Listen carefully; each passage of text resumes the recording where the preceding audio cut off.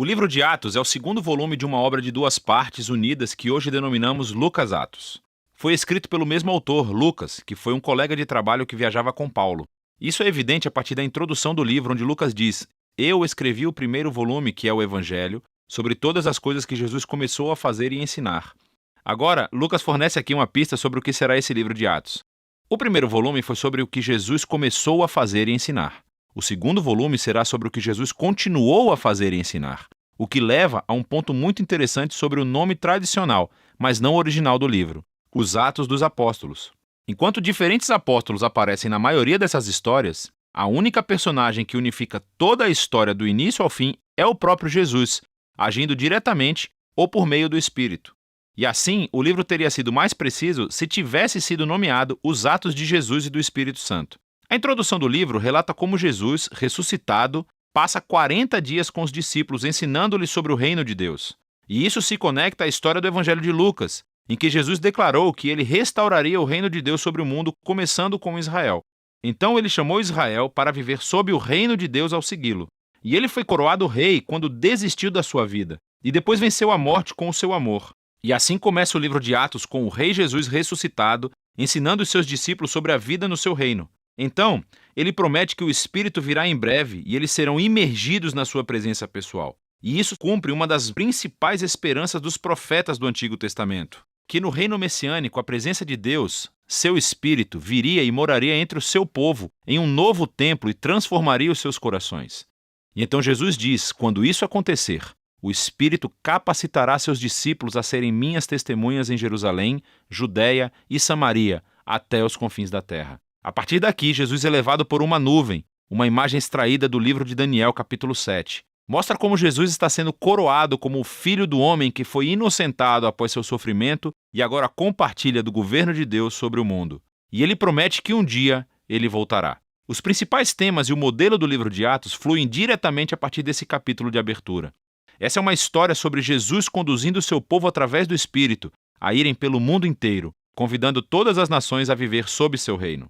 E então, a história começará com essa mensagem sendo divulgada em Jerusalém, e depois pelas regiões vizinhas da Judéia e Samaria, repletas de pessoas não judias, e depois de lá, para todas as nações até os confins da terra. Esse vídeo se concentrará na primeira metade do livro. Então, a seção que se concentra em Jerusalém começa com os seguidores de Jesus aguardando pela festa de Pentecostes, quando todos esses peregrinos judeus de todo o mundo antigo estavam na cidade. E o Espírito Santo vem sobre os discípulos como um forte vento e algo como chamas aparece sobre a cabeça de cada pessoa e juntos começam a anunciar e contar histórias dos atos poderosos de Deus. E eles começam a falar nessas línguas que não conheciam antes, mas todos os que estavam reunidos conseguiam entender tudo perfeitamente. Para compreender o que Lucas enfatiza na história, é crucial entender as origens dessas imagens no Antigo Testamento.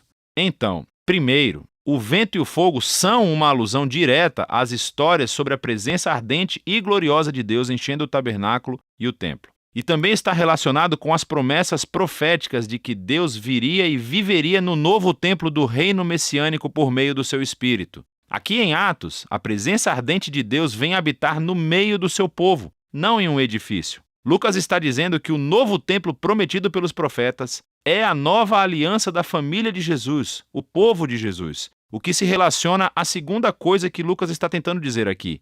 Os profetas prometeram que, quando Deus viesse habitar no seu novo templo, ele reunificaria todas as tribos de Israel sob o reino messiânico, e as boas novas do reino de Deus seriam divulgadas e anunciadas às nações. Lucas descreve em detalhes a integração de multitribos internacionais de todos os israelitas que estavam lá em Pentecostes e que responderam à mensagem de Pedro. Os apóstolos, então, continuam convidando os israelitas a reconhecer Jesus como o seu Messias, e milhares responderam, formando novas comunidades de generosidade, adoração e celebração. Mas nem todo mundo estava celebrando. A partir daqui, Lucas mostra como a nova família de Jesus rapidamente enfrentou hostilidade dos líderes de Jerusalém. Com um modelo simétrico realmente muito bonito, Lucas narra um conto de 2 templos. Assim, o novo templo de Deus, a comunidade dos seguidores de Jesus, se reunia todos os dias no pátio do templo e de casa em casa. E no meio desses avisos há duas histórias sobre Pedro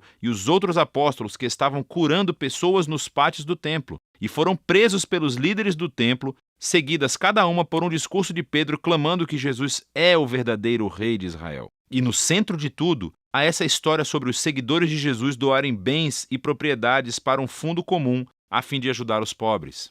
O que é ótimo e pode parecer que Lucas menciona isso de uma forma aleatória, até você perceber que esta era a única prática descrita nas leis da Torá e deveria estar acontecendo no Templo de Jerusalém com os seus líderes. Então, o ponto de vista de Lucas aqui é claro. O novo templo da comunidade de Jesus está cumprindo o propósito que Deus sempre desejou para o Templo de Jerusalém, o de ser um lugar onde céu e terra se encontram, onde as pessoas encontram a generosidade e a presença restauradora de Deus. Nesse conflito entre os dois templos, que culmina em Atos, capítulos 6 e 7, é onde começa a primeira onda de perseguições. Assim, os seguidores de Jesus continuam a se multiplicar, o que exige a presença de mais líderes. E um desses, Estevão, é uma testemunha corajosa de Jesus em Jerusalém, e ele acaba sendo preso e acusado de falar contra o templo e até mesmo de ameaçá-lo. Aqui, Estevão faz um longo discurso mostrando como os líderes de Israel sempre negaram os mensageiros que Deus lhes enviou, inclusive Jesus e os seus discípulos. Então os líderes de Jerusalém, em fúria, assassinam Estevão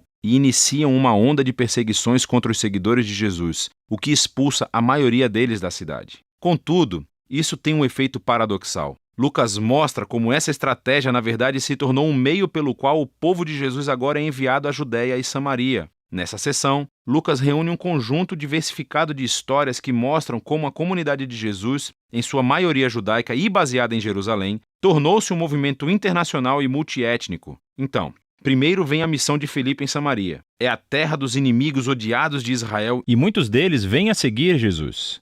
Em seguida, temos a conversão de Saulo de Tarso, mais tarde conhecido como Paulo. Ele era o inimigo mortal e perseguidor dos seguidores de Jesus até conhecer pessoalmente o Jesus ressuscitado e se tornar um defensor apaixonado em nome de Jesus. Segue a história de Pedro quando teve uma visão sobre como Deus não considera o povo não-judeu ritualmente impuro ou indigno de se unir à família de Jesus. Pedro, então, é levado pelo Espírito para a casa de um soldado romano, que está repleta de pessoas não-judias, e todos reagem às boas novas de Jesus. Na verdade, o Espírito apresenta-se poderosamente entre eles, assim como fez para os discípulos judeus no capítulo 2. Todos esses temas se reúnem na fundação da igreja em Antioquia, a maior e mais cosmopolita cidade daquela parte do Império Romano. E Lucas nos diz que Barnabé, um líder judeu da igreja de Jerusalém, foi com Paulo para ajudar a liderar essa comunidade eclesial. E isso deu início à primeira grande igreja multiétnica da história. Foi onde os seguidores de Jesus foram chamados de cristãos pela primeira vez, e é a partir daqui que os primeiros missionários internacionais são enviados. E vemos a missão de Jesus se tornando realidade, o que nos leva ao restante da história de Lucas. Mas por enquanto, essa é a primeira metade do livro de Atos.